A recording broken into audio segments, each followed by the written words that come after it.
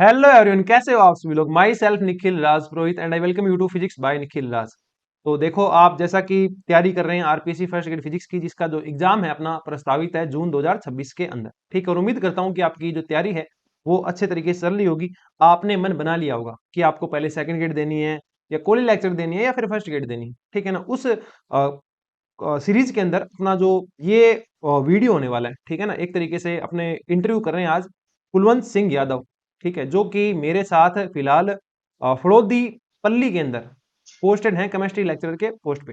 और सबसे बढ़िया बात यह है कि हम दोनों का जो प्रोबेशन है वो भी ऑलमोस्ट सेम डे को ही पूरा होगा। मतलब मेरा पूरा हो जाएगा 8 अक्टूबर 2023 25 को, और कुलवंत जी का कंप्लीट हो जाएगा 9 अक्टूबर 2025 को, क्योंकि हमारी ज्वाइनिंग जो है वो एक दिन ही आगे पीछे है।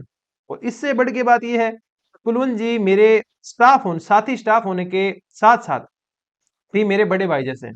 ठीक है, तो मैंने ये चीज जब ऑब्जर्व की कि कुलवंत जी का जो जीके का स्कोर है वो मेरे से थोड़ा बहुत नहीं, लगभग 30 नंबर ज्यादा है। मतलब मेरे लगभग 75 के अप्रोक्स मार्क्स थे फर्स्ट पेपर के अंदर, और कुलवंत जी जो कि केमिस्ट्री के लेक्चरर हमारे यहाँ, उनका स्कोर था 103 105 के अप्रोक्स।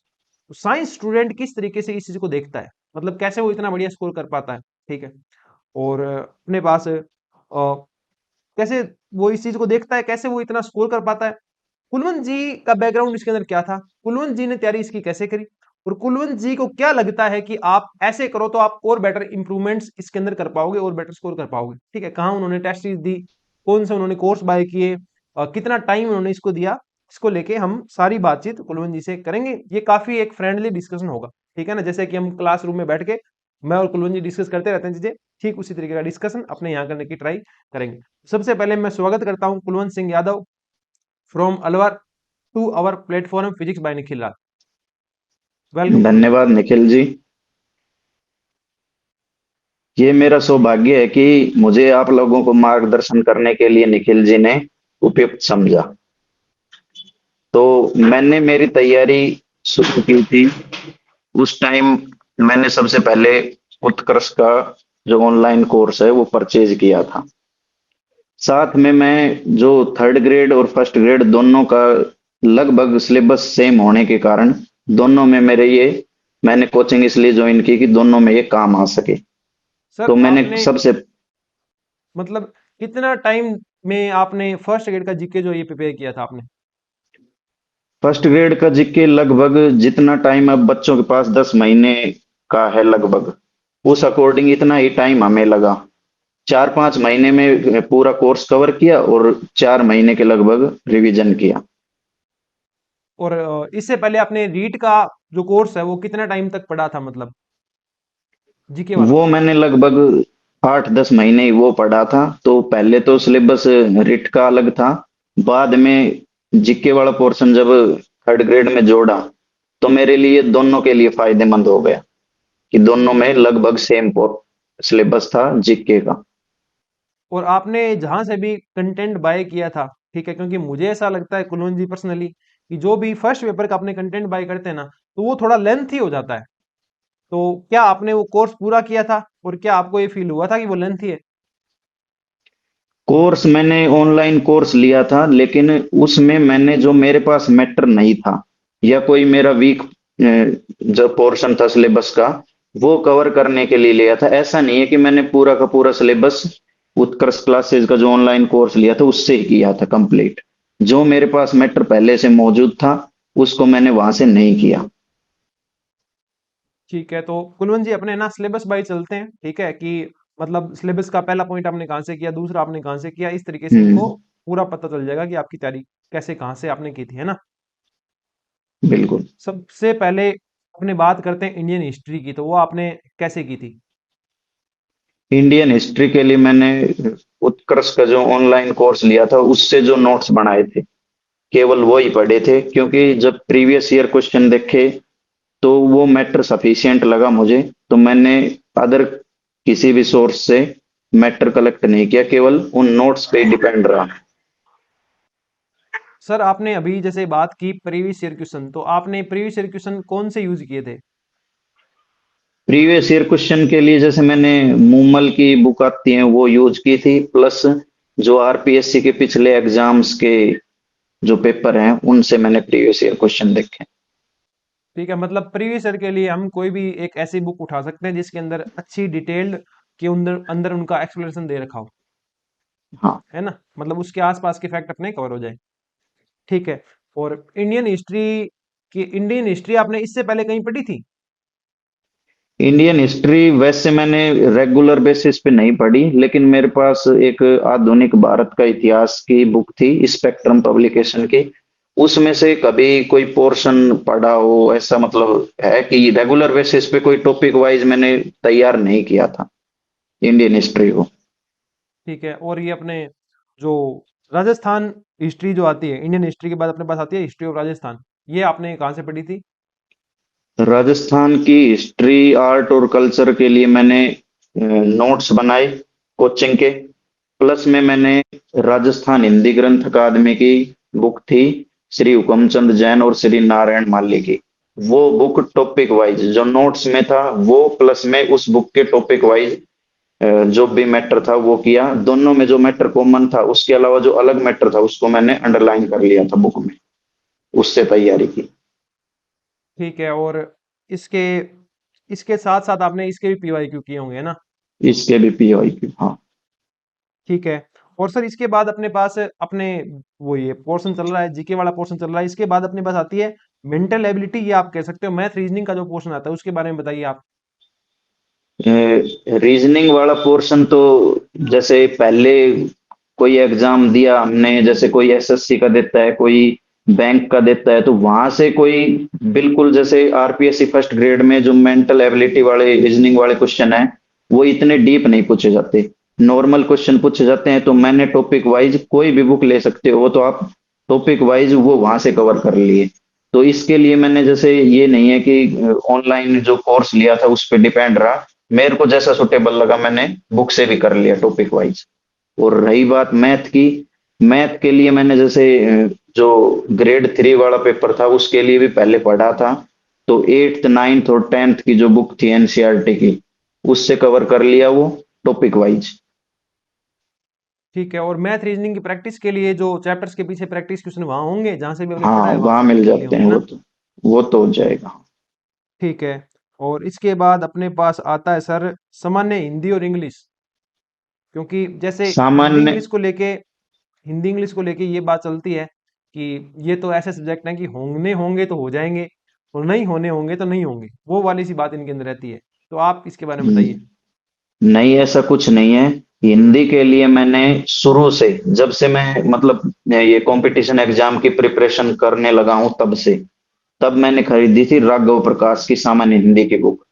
उस बुक के अलावा मैंने जो भी एग्जाम हुआ उसमें टॉपिक देखे सिलेबस में उसके अकॉर्डिंग उस बुक में से पढ़ता गया। और एक्स्ट्रा कुछ नहीं पढ़ा उसमें हिंदी के लिए तो। और इंग्लिश के लिए मेरे पास लूसेंट की बुक थी। टॉपिक जो जो था उसके अकॉर्डिंग मैं पढ़ता गया। जिस कंपटीशन में जोन सा टॉपिक था उसके अकॉर्डिंग मैं उस बुक से कंसल्ट किया मैंने लूसेंट वाली इंग्लिश के लिए। ठीक है। और इसके साथ सर आपने जैसे आरपीएससी के पीवाईक्यू वगैरह भी देखे क्या, इंग्लिश हिंदी के? हाँ ये तो रेगुलर बेसिस पे जैसे जो पीछे 2015 वाली भर्ती थी, 2019 वाली थी, 2013 वाली थी, जो भी 12 वाली थी, 13 वाली, उससे जो प्रीवियस ईयर क्वेश्चन पेपर के प्रिंट निकलवा लिए थे और उसके अकॉर्डिंग क्वेश्चन का लेवल देखते रहे कि अपन पढ़ रहे हैं वो सफिशियंट है या नहीं। ठीक है, हिंदी इंग्लिश में आपने ऐसे किया। और इसी बीच में आपको टोकूंगा, आपकी हिंदी इंग्लिश में और मैथ रीजनिंग में कितने कितने क्वेश्चन लगभग सही थे? इंग्लिश में तो जैसे ऑब्जेक्शन लगा था उस क्वेश्चन का मुझे पता नहीं, इतना ध्यान नहीं है। पर यूं हिंदी में तो कंप्लीट सही थे और इंग्लिश में शायद 4 क्वेश्चन, एक क्वेश्चन पे ऑब्जेक्शन लगा था। और मैथ और रीजनिंग में कंप्लीट थे सही। तो साइंस ठीक। वाले बच्चों के लिए ये फायदा हो जाता है मैथ रीजनिंग का। हाँ सर, वो तो एक ही बात हो जाती है, क्योंकि आर्ट का पोर्शन आता है तो उसमें आर्ट वालों को फायदा हो जाता है थोड़ा सा। हाँ ये तो है। साइंस और ये मैथ का पोर्शन आता है तो इसका अपने वाले स्टूडेंट हैं, फिजिक्स वाले, केमिस्ट्री वाले, मैथ वाले, बायो वाले तो नहीं कह सकते, मतलब ये केमिस्ट्री वाले, फिजिक्स वाले, मैथ वाले, इनको फायदा हो जाता है। इसके बाद सर अपने चलते हैं करंट अफेयर्स से। करंट अफेयर्स आपने कैसे किए थे? करंट अफेयर का के लिए मैंने जैसे राजपुताना नोट्स ऐप था। उस पे मंथली 4-5 पेज की पीडीएफ आती थी। तो मैंने करंट अफेयर मंथली बेसिस पे तैयार की। तो करंट अफेयर मंथली बेसिस पे तैयार की, वो 4-5 पेज महीने के शुरू में आते। फिर मैं पूरे महीने उनको एक बार पढ़ लेता, एक दो बार रिवीजन कर लेता। तो मुझे ऐसा लगता है कि करंट अफेयर को या तो डेली बेसिस पे करो या मंथली बेसिस पे। मुझे ये तो अपना अपना सजेशन है कि 6 महीने वाली मैगजीन लेके अपन पढ़ें, तो मुझे तो ये बोरिंग टाइप का लगा, इसलिए मैंने मंथली बेसिस पे करना ठीक समझा। सर मुझे भी यही लगता है कि मंथली बेसिस पे करें तो थोड़ा सा काम हल्का हो जाता है, क्योंकि डेली बेसिस पे करेंगे हाँ, तो बहुत ज्यादा कंटेंट हो जाएगा जिसको समेटना मुश्किल हो जाएगा। ठीक है। और मंथली बेसिस इसके ठीक है। लिए जैसे करंट अफेयर के लिए थोड़ा न्यूज़पेपर भी जैसे सजेस्ट किया जाता है कि न्यूज़पेपर देखते रहें, अपने सिलेबस से रिलेटेड न्यूज उसमें अपन देखें तो और भी बेटर रहता है। आपने सर कौन सा ऐप इसके लिए यूज किया था, राजपूताना नोट्स? हाँ, राजपुताना नोट्स। ठीक है। और सर इसकी जैसे टेस्ट सीरीज वगैरह भी चलती है, अपने पेपर वन की चलती है, ठीक है। तो इनके मतलब ये आपको कैसा सजेशन देना चाहोगे, आपकी करंट अफेयर की टेस्ट सीरीज भी साथ लगा लेनी चाहिए या फिर आप जो टेस्ट देते रहते हो उन्हीं से लगा लेनी चाहिए? करंट अफेयर की जो जो जैसे अपना सहूलियत, टाइम जैसे लगे करंट अफेयर के लिए, तो वैसे उस अकॉर्डिंग तैयार कर लो। कि टेस्ट सीरीज है तो जैसे 10 क्वेश्चन 15 क्वेश्चन की टेस्ट सीरीज है, वो मतलब ज्वाइन कर लो। उससे ये है कि और भी चीजें, जैसे कोई क्वेश्चन अपन ने नहीं पढ़ा करंट अफेयर से रिलेटेड, वो उससे कवर हो जाए। तो फायदे ही होगा, नुकसान तो उससे होगा नहीं। ठीक है। करंट अफेयर के बाद अपने चलते हैं जनरल साइंस पे, कि साइंस आपने कैसे की थी? जैसे मैंने तो स्किप कर दी थी बायोलॉजी पूरी। आप अपना बताइए। जनरल साइंस के लिए मैं पहले से ही एनसीईआरटी को प्रिफर कर रहा था। तो अब भी मैंने वो ही पोर्शन पढ़ा, 8th 9th और 10th की एनसीईआरटी बुक साइंस की। अब उसमें 5 क्वेश्चन में एक क्वेश्चन बायोलॉजी का यदि डीप क्वेश्चन पूछा जा सकता है, वो आपका स्किप होगा, नहीं तो सारा पोर्शन यहीं से कवर हो जाएगा। 8th 9th और 10th की एनसीईआरटी की बुक साइंस की। ठीक है। और उस पोर्शन पे आते हैं जिसकी आप बात नहीं करना चाहेंगे, इंडियन पॉलिटी। इंडियन पॉलिटी के मैंने जो कोचिंग ली थी, उत्कर्ष कोचिंग, तो उसमें सबसे पहले इंडियन पॉलिटी पढ़ाई गई। मैंने बिल्कुल प्रॉपर नोट्स भी बनाए, लगभग 100 पेज के नोट्स हैं उसके। फिर मैंने जैसे प्रीवियस ईयर क्वेश्चन देखे, तो प्रीवियस ईयर क्वेश्चन में इंडियन पॉलिटी की जो लैंग्वेज थी, वो मुझे थोड़ा सा दिक्कत की, तो मेरे क्वेश्चन नहीं बन रहे थे उससे। फिर दूसरा रीजन ये था कि थर्ड ग्रेड में इंडियन पॉलिटी थी नहीं। उस पर्पज, इन दोनों रीजन के कारण मैंने इंडियन पॉलिटी बिल्कुल नोट्स बने हुए होने के बाद स्किप कर दी। ठीक है, मतलब इंडियन पॉलिटी आपने नहीं की थी। पीवाईक्यू भी नहीं हाँ, देखे या पूरी स्किप कर दी? पूरी स्किप कर दी थी। मतलब इंडियन पॉलिटी के अपने क्वेश्चन आते हैं 5 है ना? हाँ, मतलब 10, और पॉलिटी में आपका कोई क्वेश्चन सही हुआ था या सारे गए? पॉलिटी में क्वेश्चन ठीक हुए थे। वो मैंने जैसे पहले कोई जीके की, मैं जो करंट अफेयर की क्लास लेता था, उसमें क्वेश्चन जैसे कभी डिस्कस हुए, तो उसके अकॉर्डिंग मेरे 2 क्वेश्चन ठीक हो गए थे आराम से। मतलब प्रीवियस आपको, नॉलेज के प्रीवियस नॉलेज के आधार पर। हाँ ये तो सर हो ही जाता है कि करंट में जैसे जियोग्राफी है अपने, ठीक है ना, तो वो सीधी जियोग्राफी नहीं पूछेंगे, जियोग्राफी को कहीं ना कहीं करंट से रिलेट करके पूछ लेंगे। ठीक ऐसा ही पॉलिटी में हाँ, हुआ था। ठीक है, मतलब ना पढ़ने के बावजूद भी पॉलिटिकल में, पॉलिटी हाँ, में आप प्रीवियस नॉलेज के बेसिस पे 2 से 3 क्वेश्चन कर पाए थे ना? हाँ। ओके। पॉलिटी के बाद अपने पास आती है sir geography of Rajasthan. Geography of Rajasthan के लिए मैंने कोचिंग के नोट्स बनाए। साथ में मैंने इकोनॉमिक सर्वे को रखा साथ में। तो जो फर्स्ट ग्रेड के सिलेबस में ज्योग्राफी के टॉपिक हैं, राजस्थान ज्योग्राफी के टॉपिक हैं, उन टॉपिक में वाइज मैं उसमें भी मतलब जो इकोनॉमिक सर्वे है, उसमें भी उन टॉपिकों को मैं देखता रहा। प्लस में मैं तो इकोनॉमिक सर्वे का ये तो सभी को सजेस्ट करूंगा कि इकोनॉमिक सर्वे में 2 पेज आते हैं आर्थिक विकास के सूचक, और सारांश के 10-12 पेज आते हैं, वो तो सभी को एक बार पढ़ के जाने चाहिए। टॉपिक पूरे आगे के कवर करो ना करो, लेकिन सारांश तक तो जरूर ही पढ़ के जाना चाहिए सभी को। उससे कुछ ना कुछ दाएं बाएं से क्वेश्चन पुटअप होके अपने के लिए फायदा होगा। तो इसके लिए राजस्थान की जो ज्योग्राफी है उसके लिए नोट्स हो, साथ में इकोनॉमिक सर्वे भी साथ रखना है अपने को। ठीक है। और इसके बाद सर अपने पास आती है एजुकेशन मैनेजमेंट। और एजुकेशन, ये मैनेजमेंट वाला ही पार्ट है इसमें ना, क्योंकि वो साइकोलॉजी वाला तो सेकंड पेपर में आता है अपने। हाँ, मैनेजमेंट का बता दीजिए। साइकोलॉजी का भी एक टाइप से जीके वाले पोर्शन में ही कवर करते हैं, यूं मान के वो तो प्योर सब्जेक्ट का अलग हो जाता है, उसमें 10 15 20 क्वेश्चन साइकोलॉजी के आते हैं। तो मैं एक बार साइकोलॉजी पे भी डिस्कस कर देता हूँ। बिल्कुल। साइकोलॉजी के लिए मैंने चार मतलब यूनिट थी, वो थर्ड ग्रेड में भी कॉमन थी और फर्स्ट ग्रेड में भी कॉमन थी। तो 4 यूनिट मैंने साइकोलॉजी की पढ़ी थी वंदना जादौन की बुक से, टॉपिक के अकॉर्डिंग। फिर टॉपिक के अकॉर्डिंग वो बुक पढ़ने के बाद मैंने एक नई चीज इसमें ये की थी, फर्स्ट ग्रेड के लिए कुछ अलग ये किया था कि जो 2019 वाली वैकेंसी थी फर्स्ट ग्रेड की, तो उसमें लगभग 15 सब्जेक्ट के, जैसे ड्राइंग, सोशियोलॉजी और ज्योग्राफी, हिस्ट्री, जैसे ये फिजिक्स, केमिस्ट्री, मैथ, इनके अलावा और भी जो सब्जेक्ट थे उनके जी सर। प्रीवियस ईयर क्वेश्चन, वो भी साइकोलॉजी के, उनके मैंने पीडीएफ निकलवा लिए थे, केवल साइकोलॉजी के क्वेश्चन। तो यूं लगभग मैंने 15 सब्जेक्ट के निकलवाए। तो लगभग हर सब्जेक्ट में 20 क्वेश्चन साइकोलॉजी के थे। तो 15 × 20 मेरे ये 300 क्वेश्चन वैसे तैयार हो गए, एक टाइप से previous year question.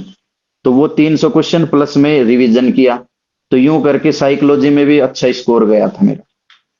Sir psychology और जो ये पेडागोजी ऑफ सब्जेक्ट होता है, ठीक है ना, इसके पहले अपने क्वेश्चन आते थे आई थिंक 30। हाँ, पहले क्वेश्चन 30 आते थे। हाँ। और अभी इसके क्वेश्चन आने लगे, जैसे अपने वाला टाइम है ना, 2022 वाली वैकेंसी जो है, तो इसमें अपने क्वेश्चन आने लग गए। अब हमारे वाले टाइम से, अपने वाले टाइम से 15 आए थे, और अभी शायद इसके ना 10 क्वेश्चन तो उन्होंने दिए हैं पेपर फर्स्ट के अंदर, और 10 क्वेश्चन दिए हैं इन्होंने पेपर सेकंड के अंदर, लगभग ऐसा कुछ रहा है। हाँ, 20 क्वेश्चन के लगभग मान लो ठीक टोटल। है। और सर जैसे ये आप पीवाई क्यू कह रहे हो, तो ये जो वंदना जादौन की जो बुक है, ठीक है ना, वंदना जी जादौन की जो बुक है, प्रभात पब्लिकेशन से जो पब्लिश होती है, हाँ। इसके पीछे पीवाई क्यू दिए हुए हैं। मैंने भी सेम बुक फॉलो करी थी, मैंने पीछे इसके पीवाई क्यू दिए हुए हैं वो हाँ, सारे। खूब पीआई क्यों। हाँ, बिल्कुल। हाँ। और वो तो है ही, प्लस में मैंने मतलब इसमें एक्स्ट्रा ये ऐड किया था, ठीक है। जो मैनेजमेंट सर, आरपीएससी एजुकेशन के क्वेश्चन। मैनेजमेंट। एजुकेशनल मैनेजमेंट के लिए आप यदि किसी ने कोई कोचिंग लेता है तो उससे कर लो, या फिर एक बुक आती है राठ पब्लिकेशन नाम से, तो वो बुक एजुकेशनल मैनेजमेंट की बढ़िया बुक है, उसमें क्वेश्चन भी मिलते हैं, मैंने उस बुक से किया। प्लस में कलाम पब्लिकेशन की मैनेजमेंट की टॉपिक वाइज पीवाईक्यू की बुक आती है, उनसे बिल्कुल। पीवाईक्यू कर लिए। तो यूं करके मैनेजमेंट एक दो बुक ली थी, एक तो राठ पब्लिकेशन वाली और दूसरी ली थी कलाम पब्लिकेशन की एजुकेशनल मैनेजमेंट की क्वेश्चन बैंक। तो उससे ये कवर हो गया था। और सर ये जो इसमें हम्म ये जो एजुकेशनल मैनेजमेंट है इसके लिए अपने को जो न्यूज़पेपर वगैरह है उनसे कनेक्ट जरूर रहना पड़ेगा, क्योंकि जैसे मान लो जो ये शिक्षा विभाग है इसकी कोई नई योजना आई है तो वो उसमें हाथों के हाथ ऐड करते जाएं, लेटेस्ट वाली, तो उनसे भी क्वेश्चन पुटअप होते हैं। इनके सर आपको राइटर याद है क्या? क्योंकि मुझे ऐसा लगता है कि पब्लिकेशन क्या करते हैं, जो राइटर अवेलेबल होते हैं उनके हिसाब से प्रिंट करवाते हैं। तो क्या आपको राइटर याद है उस टाइम के? वो उस टाइम बुक ली थी ये राठ पब्लिकेशन वाले, तो उसके राइटर RS यादव थे। हाँ, उनकी अच्छी आती है sir S print. R Yadav थे कि RS एस यादव एस थे, ऐसा यादव। कुछ। SS यादव। हाँ, और मुझे भी ये याद आ रहा है। कलाम पब्लिकेशन के जो क्वेश्चन बैंक था वो भी SS यादव का ही था। हाँ। तो वो वहां से हो गया था कवर। ठीक है, ये अपना लगभग जनरल डिस्कशन इसके अंदर हो गया है। ठीक है। अब हाँ। सर थोड़ी सी जनरल बातें भी कर लेते हैं कि आपको क्या लगता है कि आपने जो तैयारी करी, ठीक है, और 103 ये स्कोर किया, जैसे मैं अब आपसे पूछूं कि क्या और पॉइंट थे जो आपको लगता है कि मैं इंप्रूव करता तो मेरा स्कोर 103 से 115 भी हो सकता था? जीके में तो ये है कि अपन इम्प्रूव कर सकते हैं, लेकिन साइंस के स्टूडेंट जीके को थोड़ा सा नेग्लेक्ट करके कम आंक के चलते हैं, और जब ये 40% वाला क्राइटेरिया लगा है तब जीके की तरफ ध्यान दिया है साइंस के स्टूडेंट ने। तो साइंस के स्टूडेंट के नंबर तो जैसे मैंने ये स्किप कर दिया, कुछ नेगेटिव मार्किंग के कारण भी नंबर कम हुए हैं। जैसे मैंने 60 क्वेश्चन अटेम्प्ट किए, जिनमें से मेरे 52 करेक्ट थे, नेगेटिव वगैरह काट के। तो उस हिसाब से फिर एक्यूरेसी की भी बात आती है, कम नेगेटिव करने के कारण भी हाई स्कोर हो सकता है। और कुछ जैसे जो मेरे से गलतियां हुई, जैसे कोई क्वेश्चन ऐसा भी रहता है कि आते आते भी गलत हो जाते हैं, कई बार एक आधा क्वेश्चन ऐसा भी रहता है कि अपन उसमें जो मार्क करते हैं, गोला लगाते हैं ओएमआर में, वो भी हो जाता है मिस्टेक। तो यूं छोटी छोटी मिस्टेक सबसे ही होती हैं, उस कारण स्कोर कम भी रह जाता है। सबसे मेन तो नेगेटिव वाली है। ठीक है सर, आपने मतलब कोई सिंगल बुक भी आपको आइडिया है कि एक सिंगल बुक ऐसी आती है जिसके अंदर ऑलमोस्ट सारे पेपर वन अपना कवर होता है, जो एक बेटर ऑप्शन हो सकती है स्टूडेंट के लिए? अब सिंगल बुक तो देखो, अब तो फिलहाल मुझे एग्जैक्ट आइडिया नहीं है, लेकिन लक्ष्य पब्लिकेशन वालों ने एक सिंगल बुक हर बार निकालते हैं, जहां तक मुझे पता है कि हम्म। सारे के सारे जो ये सब्जेक्ट हैं वो कवर हो जाएं लक्ष्य पब्लिकेशन की, मुझे जहां तक याद है। हाँ, नाथ पब्लिकेशन की एक बुक आती है, उसके अंदर भी सारे ढंग से कवर है। पेनोरमा फर्स्ट ग्रेड के लिए आप कह सकते हो, और नाथ पब्लिकेशन की आती है शायद असिस्टेंट प्रोफेसर पेपर थर्ड के लिए। तो ये दो तीन पब्लिकेशंस हैं, इनके आप थोड़े से रिव्यू देख के यूट्यूब पे, ठीक है, या जिसने इन बुक को फॉलो किया हो, क्योंकि हमने फॉलो नहीं किया, ठीक है। मतलब मैंने लक्ष्य को फॉलो किया था, तो उसमें लक्ष्य का मैंने 20% पार्टी पढ़ा था, तो वो बुक का रिव्यू ढंग से हो नहीं पाता। तो वहां से आप एक रिव्यू लेके कहीं से भी जिसने पढ़ रखी हो, वहां से आप उसको कर सकते हैं, मतलब एक्सेप्ट कर सकते हैं। एक सर, एक मेरा क्वेश्चन आपसे ये और है कि आपने टेस्ट सीरीज दी होगी है ना, टेस्ट सीरीज कौन सी फॉलो की थी आपने? टेस्ट सीरीज एक तो उत्कर्ष क्लासेज वाली, और एक हम्म। कलाम वाली, कलाम क्लासेज वाली टेस्ट सीरीज, ये दोनों मतलब दी थी। इनके आपने पार्ट वाइज और फुल लेंथ दोनों फॉलो किए थे? नहीं, फुल लेंथ ओनली। दोनों कोचिंग के सिर्फ फुल लेंथ आपने फॉलो किए थे? फुल लेंथ वो भी लास्ट में, जब लगभग रिवीजन, एक रिवीजन हो गया था उसके बाद। हम्म। तो आपको सर इस पे आपका क्या सजेशन है कि स्टूडेंट को साथ साथ में पार्ट वाइज टेस्ट भी देने चाहिए? पार्ट वाइज टेस्ट का तो ये है कि जहां तक मुझे लगता है, पार्ट वाइज टेस्ट में तो यदि अवेलेबल हैं तो फायदा तो होगा ही, नुकसान तो उससे होने वाला नहीं है। पर ये प्रीवियस ईयर क्वेश्चन वो एक टाइप से पार्ट वाइज है। मैंने जैसे कोई भी टॉपिक किया तो प्रीवियस ईयर क्वेश्चन को जरूर उठा के देखा कि ये इस टॉपिक में से कौन सा क्वेश्चन आ रहा है, तो वो पार्ट वाइज मेरे हिसाब से ऐसे प्रिपेयर हो गया मेरा। नहीं सर, बिल्कुल सही बात है कि पीवाईक्यू जो है आप उनको as a part wise test जो है वो कंसिडर कर सकते हो, उससे आपका काम बन जाता है, ठीक है। इसके अलावा सर मेरा क्वेश्चन ये हो रहा है कि साइंस के स्टूडेंट में थोड़ा सा ऐसे बेहसा रहता है कि भाई मैं कैसे जीके कवर करूंगा, ठीक है ना। मतलब आर्ट वाले जो स्टूडेंट है, हिस्ट्री वाले, पॉलिटिकल वाले, वो तो पहले से बहुत जीके पढ़ते आ रहे हैं। मैं इसको कैसे कवर करूंगा? जैसे मेरी बात करूं तो मैं बहुत डरा हुआ था जीके को लेके, और मेरा स्कोर जो है वो बहुत, मतलब मेरे पास लगभग मैंने 4 साढ़े 4 महीने तैयारी की थी, उसमें से 4 महीने लगभग आप कह सकते हो मैंने जीके को ही दे दी, साइकोलॉजी को दे दी, और फिर भी उसमें मेरा 75 ही स्कोर है। तो ये फियर फैक्टर, इसके बारे में आप क्या कहना चाहोगे? इसके बारे में ये मैं यही कहूंगा, यदि आप जैसे अब फिलहाल तैयारी शुरू करते हो तो सब्जेक्ट के साथ जीके को पैरेलल लेके चलो। यूं नहीं है कि जीके को बाद में कर लेंगे, पहले सब्जेक्ट, सब्जेक्ट को भी टाइम दो और जीके वाले पोर्शन, क्योंकि अब जो पैटर्न है आरपीएससी का, उसमें जीके वाला फैक्टर काम बहुत कर रहा है सिलेक्शन में। तो जीके को सब्जेक्ट के साथ पैरेलल पढ़ो लास्ट तक। ऐसा नहीं है कि 2 महीने जीके छोड़ दिया, सब्जेक्ट के लगे हुए हैं।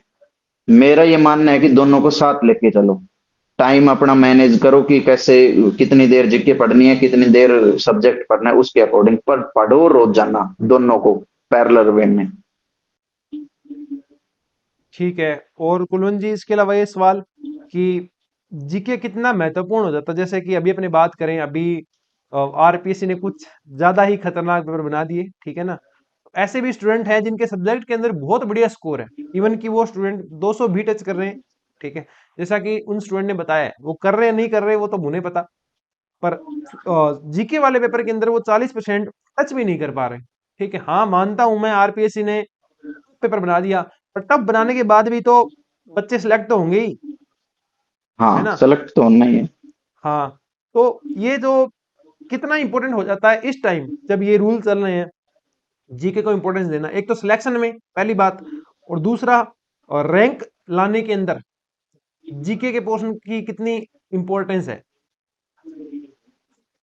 जीके के पोर्शन की इम्पोर्टेंस अब ये 40% वाला क्राइटेरिया से सबको वेल नोन है, इसमें तो ज्यादा डिस्कशन करने की भी जरूरत नहीं है, क्योंकि जीके के पोर्शन को अब सब्जेक्ट के बराबर आंका जा रहा है सिलेक्शन में, कि 40% यदि जीके वाले पोर्शन में आ जाते हैं तो वो सेफ जोन में माना जाता है, और जितना ज्यादा वो स्कोर करेगा उसके अकॉर्डिंग उसकी रैंक हो जाएगी।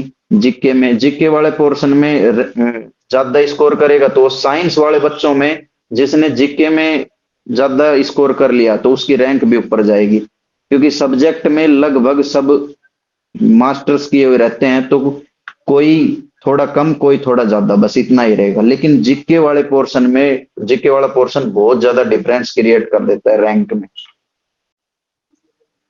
ठीक है, मतलब जीके को भी उतना ही टाइम देके, उतनी वैल्यू हाँ, देके आपको आगे बढ़ना चाहिए। उतना नहीं तो जैसे सब्जेक्ट को आप यदि लगभग जैसे 4 घंटे दे रहे हो तो जीके वाले पोर्शन को 3 घंटे या 2 ढाई घंटे तो जरूर है। ठीक है, और एक सर, आप जब जब भी आपने फुल लेंथ टेस्ट दिए थे जीके के, तो उसमें आपका स्कोर क्या रहता था? उसमें मेरा स्कोर लगभग रहता था, एग्जैक्ट तो यूं है नहीं याद, पर लगभग 45 से 60 के बीच में क्वेश्चन, लगभग। मतलब 90 से लेकर के लगभग 120 तक आप पहुंचते थे। हाँ, लगभग। इन्हीं का आप एवरेज करो तो 105 हो गया, वही आपका फाइनल स्कोर था। हाँ, ऐसे ही मान। ठीक है, और जीके को लेके आपका कॉन्फिडेंस कैसा था? जैसे मेरा कॉन्फिडेंस बहुत धरती में मिल चुका था जीके को जीके लेके। को लेकर ये था, एक तो रीजन ये हो सकता है कि मैं थोड़ा सा समय, जैसे उस टाइम भी इतना ही समय मिला था, उस टाइम अप्रैल में फॉर्म भरे गए थे, अक्टूबर में एग्जाम था, लेकिन मैं चूंकि पहले से तैयारी के लग गया था तो मुझे टाइम पूरा मिल गया था, जैसे अब बच्चों को मिलेगा लगभग 10 महीने का टाइम। तो उसमें मैंने फिर सब्जेक्ट के साथ जीके को भी बराबर लेके चला। अ, दिन में जीके को भी पढ़ा, सब्जेक्ट को भी पढ़ा, दोनों को साथ लेके चला, तो उस हिसाब से मेरा दोनों में लगभग अच्छा स्कोर रहा है, जीके में भी और सब्जेक्ट में भी। ठीक है, और इसके अलावा सर आपके दिमाग में और कोई पॉइंट आ रहा है जो अपने कवर करना भूल गए हों, या ये उस पे बात अपने गौर करनी चाहिए? मेरे हिसाब से हमने सब जो जीके का सिलेबस है उसके सब्जेक्ट वाइज लगभग सबका डिस्कशन कर लिया है, और इतना ही है कि जीके को मतलब पैरेलल लेके चलो, उससे ज्यादा मैं कुछ नहीं कहूंगा, क्योंकि सब्जेक्ट में लोगों के नंबर खूब आ रहे हैं लेकिन जीके में वो 40% का क्राइटेरिया कवर नहीं कर पा रहे, तो जीके को पैरेलल लेके चलो, बस इतना ही कहूंगा। और सर जो, मतलब आपको क्या लगता है कि कितना टाइम सफिशिएंट है जीके कवर करने के लिए, अगर एक स्टूडेंट जीरो से स्टार्ट करता है तो? कोई स्टूडेंट जीरो से स्टार्ट करता है, यदि वो कोई कोचिंग ज्वाइन करता है तो कोचिंग में लगभग 5 महीने में कोर्स उसका कंप्लीट हो जाएगा खूब आराम से। अगर कोई खुद से तैयारी करना चाहता है तो 1 महीना एक्स्ट्रा लगा लो, 6 महीने सफिशियंट है जीके का पोर्शन तैयार करने में। ठीक है, और जो स्टूडेंट सर अभी अपने, जिन्होंने अभी एग्जाम दिया था, ठीक है, जो जून 2025 में अभी एग्जाम हुए थे आरपीएससी फर्स्ट ग्रेड फिजिक्स के अंदर, जो स्टूडेंट सेलेक्ट नहीं हुए, या स्पेशली जो स्टूडेंट पेपर वन की वजह से बाहर हो रहे हैं, मतलब जिनके 40% नहीं आ रहे, उनको आप क्या कहना चाहोगे? उनके लिए यही है कि उनका वीक पोर्शन उन्हें पता चल गया है, जीके ही है। हम्म। तो जीके में जैसे उन्होंने ये सोचा हो कि 2 4 सब्जेक्ट हम स्किप कर दे तो कुछ फर्क नहीं पड़ेगा, लेकिन फर्क उन्हें सब पता चल गया है अब, जैसे एग्जाम दिया है तो इसलिए जैसे मैंने केवल एक सब्जेक्ट स्किप किया तो मेरे को ये बोला गया कि करंट अफेयर मत तैयार करो, सवाल क्लियर नहीं होंगे करंट अफेयर, लेकिन मैंने अपना जो इंडियन पॉलिटी वाला पोर्शन जो स्किप किया था उसके बजाय मैंने वो टाइम करंट पे लगा दिया, करंट अफेयर के क्वेश्चंस पे लगा दिया, तो करंट अफेयर में मेरे 5 में से 4 सही हो गए। तो उस हिसाब से ये नहीं है कि पहले जो चलता था, जैसे 40% का क्राइटेरिया नहीं था, तो जीके को साइंस के स्टूडेंट लगभग नेग्लेक्ट करके चलते थे। अब समय बदल गया है, उस अकॉर्डिंग अपने को प्रिपेयर रहना है कि जीके को भी वेटेज देना है अच्छे से।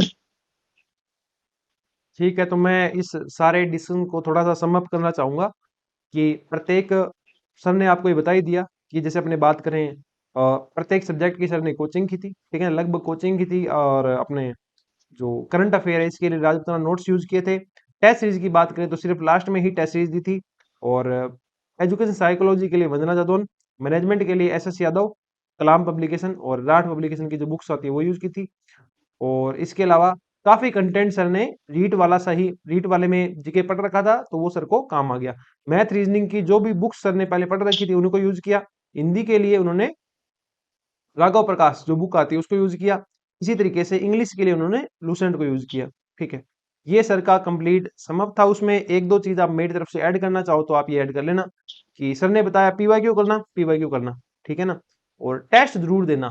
टेस्ट मतलब part wise test, full length test, हर टेस्ट आपको देने चाहिए, जिससे आपको अपनी गलतियां टाइम से पता लग जाए और उनको आप इम्प्रूव कर लें। ठीक है, और आपके सामने अभी जून 2026 में आप मान के चलो आपका एग्जाम हो जाएगा। ठीक है ना, मतलब अब से लगभग आपके पास लगभग 10 महीने और पड़े हैं अभी। ठीक है, इसमें आप अपना बेस्ट दीजिए, पूरी तैयारी कीजिए। जो कमियां रह गई इस वाले एग्जाम में वो अगले एग्जाम में आप सुधारिए, ताकि आप भी अगली बार जो है राजस्थान के किसी स्कूल के अंदर गवर्नमेंट लेक्चरर बन के अपनी जो सर्विस है वो दे रहे हो। ठीक है, कुलवंत जी, इसके अलावा और कोई पॉइंट? एक पॉइंट और है कि सबसे मेन दिक्कत कहाँ आती है कि बच्चे सब कुछ पढ़ लिया, उसके बाद जैसे जैसे एग्जाम नजदीक आया तो दाएं बाएं मैटर की तरफ भागते हैं। ये नहीं करते कि हमने जो मैटर पढ़ा है उस पे कॉन्फिडेंस रख के उसी का बार बार रिवीजन करें, कि पेपर के पास आते आते वो और मैटर पढ़ने लग जाते हैं और रिवीजन को भूल जाते हैं, और रिवीजन सबसे जरूरी है, ये बात जरूर याद रखनी। कुलवंत जी, आपने कितने रिवीजन किए थे? जैसे सिंपल एक क्वेश्चन मैनेजमेंट की बुक है, वो आपने स्टार्ट से लेकर के पेपर एंड होने तक कितनी बार पढ़ दी थी? लगभग मैंने वो बुक 3 बार, 3 बार तो पढ़ ही दी थी। कोई टॉपिक ऐसा भी है कि उसको 4 बार भी पढ़ा गया हो, ऐसा फिक्स याद नहीं है, लेकिन 3 बार तो मानो। और बाइंड अप करना कितना इंपॉर्टेंट है लास्ट के अंदर सिलेबस को, पेपर से 1 महीने 1.5 महीने पहले बाइंड अप करना कितना इंपॉर्टेंट है कि हाँ ये मेरा कंटेंट है, ये मेरी टेबल है, मेरे को इसी को रिवाइज करना है, नया कंटेंट मुझे कुछ नहीं देखना। उसमें जैसे लगभग 2 महीने पहले उसमें मैं लग गया था कि अब जो पढ़ा है उसको समेटना है, बस बाइंड करना है। ये नहीं है कि अब नया मैटर पढ़ा, तो उसमें 2 महीने पहले मैं लग गया था।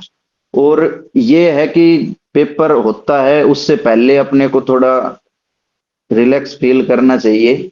ये नहीं है कि पेपर है उस दिन तक अपन लगे हुए हैं कि कोई दाएं से मैटर आ जाए बाएं से मैटर आ जाए उसको अपन पढ़ मारे, अब ये पढ़ लें अब वो पढ़ लें, तो मुझे नहीं लगता उससे सिलेक्शन होगा।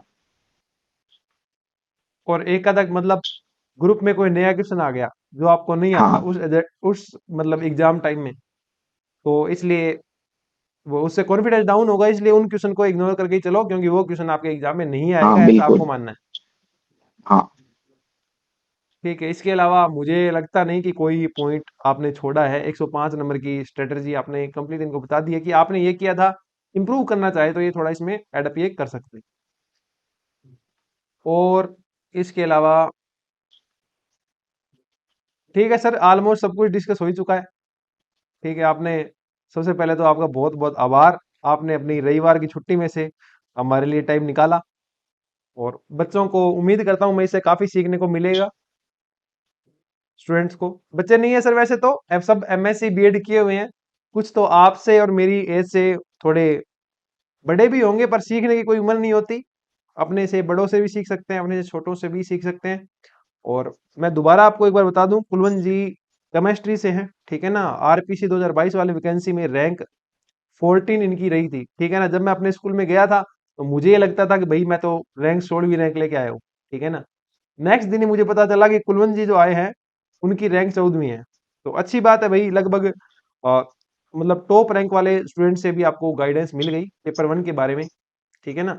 जीके का ही अपने डिस्कशन किया, क्योंकि जीके का पेपर अपने कॉमन होता है, सबके लिए कॉमन होता है। तो साइंस स्टूडेंट ही आपको अगर उसका मार्गदर्शन थोड़ा कर दे, तो आपको और बेटर पता चलता है। और सबसे बड़ी बात ये है कि मैंने तो आपको बताया ही था, पर कुलवंत जी के बताने से आपको एक पीओवी और मिल गया, पॉइंट ऑफ व्यू मिल गया कि कैसे 100+ वाले स्टूडेंट जीके वगैरह को देखते हैं। ठीक है, तो कुलवंत जी इसको बाइंड अप करें।